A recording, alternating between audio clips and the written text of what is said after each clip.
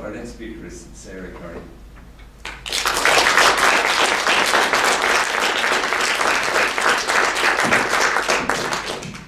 Hi everyone, as Alan said, I'm part of the White Ribbon Working Group, and last March I wrote a very personal piece for our blog.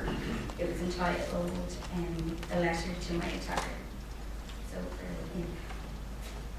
May 27th, 2007. Do you remember that night? I do. Do you remember anything significant that happened in a popular Dublin hotel? I do. You probably don't. You had such an air of entitlement about you that night. You had just played at a sold-out concert, a concert your friend had put me on the guest list for a few hours earlier. I sensed that because you were part of a well-known rapper's entourage, you assumed you were somebody who was entitled to anybody.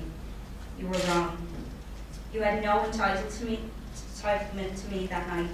You took something from me without my permission, yet I would feel no shame if it had been my handbag you had stolen. When your bag is stolen, it's never the victim's fault. Do you remember calling me baby, as if we were in a situation where pet names were appropriate? Baby, I shudder at the thought. You were drinking whiskey, straight, no ice. I remember you placing it down on the cabinet beside me. I didn't realise straight away why you were in the room with me. Was I naive in thinking I was safe, as if you had just come in for a chat? I often wonder when you spotted me that night. My jeans were very bright, red Topshop ones. Is that how you noticed me? I remember seeing you with another girl that evening. She looked so happy. I was quite bored.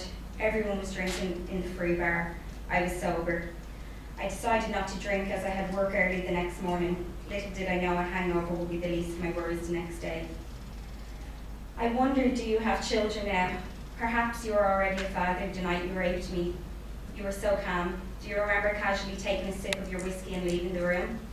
Well, my life as I knew it was about to change forever. Do you remember any of this?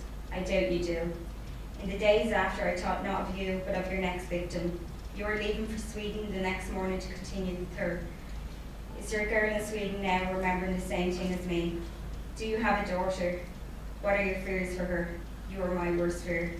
The type of monster I knew existed but hoped I'd never meet. If you have a son, how are you raising him? What are you teaching him? I've had a daughter since. I have hopes and dreams for her, fears too. I fear I can't protect her from men like you, and that terrifies me. I hate that in the aftermath I felt it was my fault. I blame myself for attending a party, for existing, for simply being a woman. Did you ever think of me after?